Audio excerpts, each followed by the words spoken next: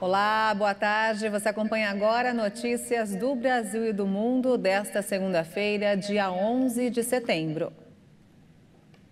O presidente Lula disse na cúpula do G20 em Nova Delhi, na Índia, que a União Europeia precisa decidir se quer fechar o acordo de livre comércio com o Mercosul.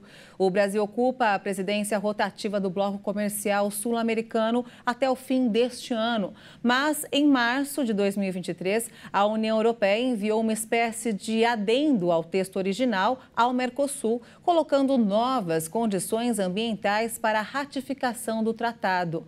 As novas demandas europeias incluem a aplicação de sanções e restrições ao comércio entre os blocos em caso de desmatamento e desrespeito ao meio ambiente.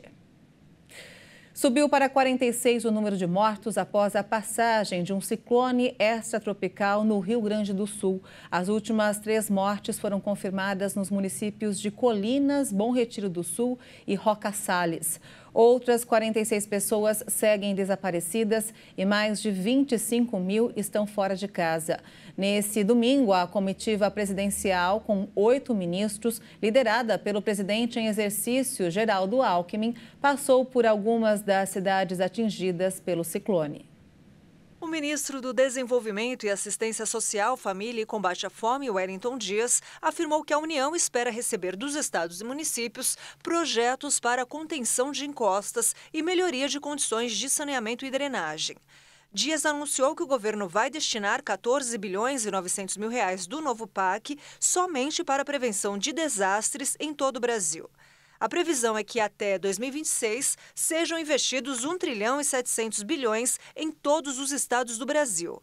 O dinheiro deve vir de recursos do orçamento da União, das empresas estatais e de financiamentos, e quase a metade será fruto de investimentos do setor privado. O vice-presidente Geraldo Alckmin, na condição de presidente em exercício, visitou as áreas atingidas pelas chuvas no Rio Grande do Sul neste domingo. Alckmin informou que o governo federal vai liberar 741 milhões de reais para o Estado aplicar em atividades de busca e salvamento, iniciativas voltadas para restabelecer estruturas, reconstruir as cidades e levar ajuda humanitária às vítimas. Na sexta-feira, já havia sido anunciado um repasse para as prefeituras de cidades atingidas pelo ciclone extratropical. O valor é de R$ 800 por pessoa atingida para que os municípios possam auxiliar no atendimento a essa população. Ao todo, 88 municípios gaúchos tiveram danos provocados pelas fortes chuvas. Desses, 79 já tiveram a situação de emergência reconhecida pelo governo federal. O relatório Focus do Banco Central revisou para cima a estimativa da atividade econômica deste ano. As projeções também ficaram maiores para a inflação. O Boletim Focus aumentou pela segunda vez seguida as suas estimativas para a inflação do índice de preços ao consumidor amplo ao final deste ano, passando de 4,92% na semana anterior para 4,93%. Para 2024, a perspectiva para a inflação teve um leve aumento para 3,89%. A pesquisa foi realizada com economistas ouvidos pelo Banco Central na última semana. E nesta terça-feira, o IBGE divulga os dados oficiais da inflação do mês de agosto. Os economistas ouvidos pelo banco também aumentaram suas estimativas para o crescimento do Produto Interno Bruto ao final deste ano, passando de uma estimativa de 2,56% na semana anterior para 2,64%.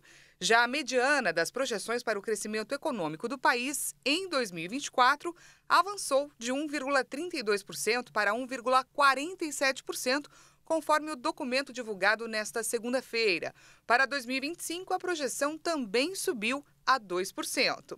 Em relação aos juros, houve manutenção das estimativas pela 4ª semana seguida, para este e também para os próximos anos.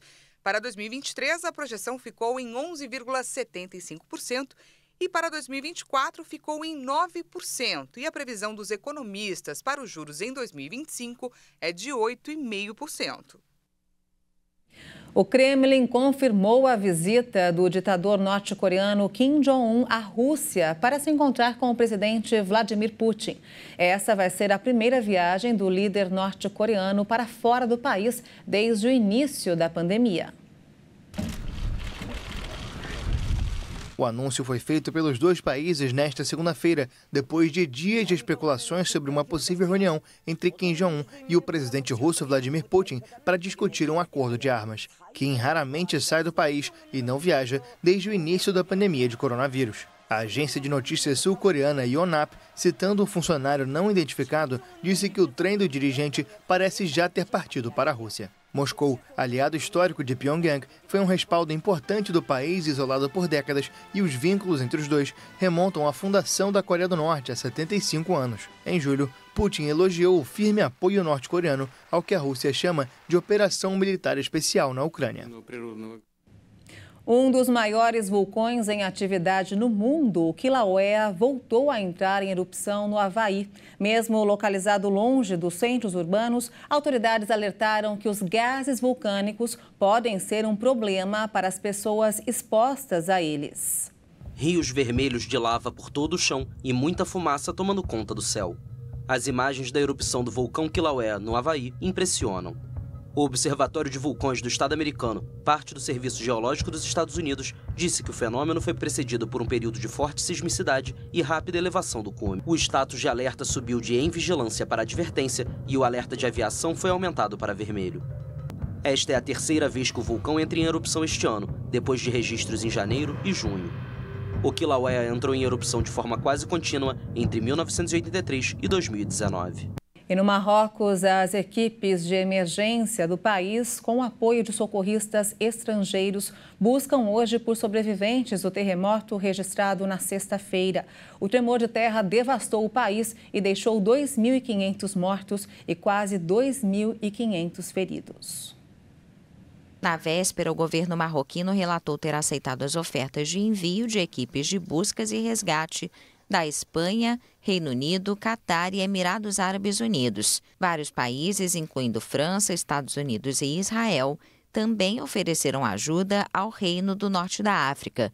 As equipes ainda têm esperança de encontrar pessoas vivas sob os escombros. Recentemente, na Turquia, uma mulher foi resgatada 6 dias e meio depois do terremoto que atingiu o país. O tremor de sexta-feira no Marrocos teve 7 graus de magnitude, segundo o Centro Marroquino para Pesquisa Científica e Técnica, e 6,8 para o Centro Geológico dos Estados Unidos. Diante da destruição, a solidariedade está presente em Marrakech, onde a Seleção Nacional de Futebol e centenas de outras pessoas formaram filas nos hospitais para doar sangue. A Cruz Vermelha Internacional afirmou que o país pode precisar de ajuda humanitária por meses ou anos. Além das perdas humanas e materiais, o terremoto também afetou o patrimônio arquitetônico do país. Na Medina do bairro antigo de Marrakech, os danos são impressionantes. As muralhas do século XII que circundam a cidade imperial,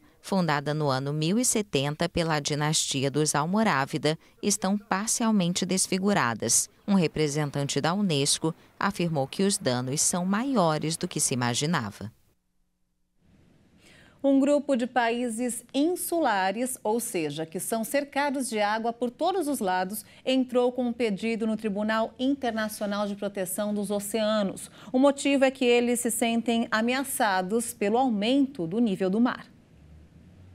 Os 9 estados pedem para o tribunal determinar se as emissões de gás carbônico absorvidas pelos oceanos podem ser consideradas poluição e quais são as obrigações dos países para evitá-las em caso afirmativo.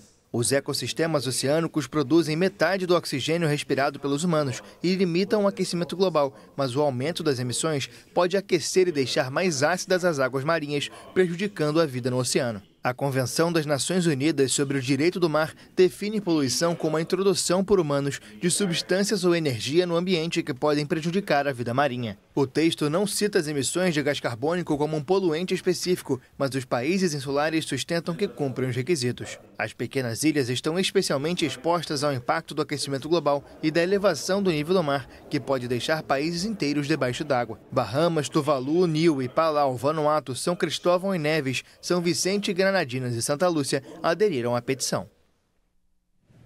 E essa edição fica por aqui. Você acompanha outras informações logo mais às 5 da tarde com Beatriz do Vale. E eu volto no Jornal das 18h30 ao lado de Juliana Dariva. Até lá.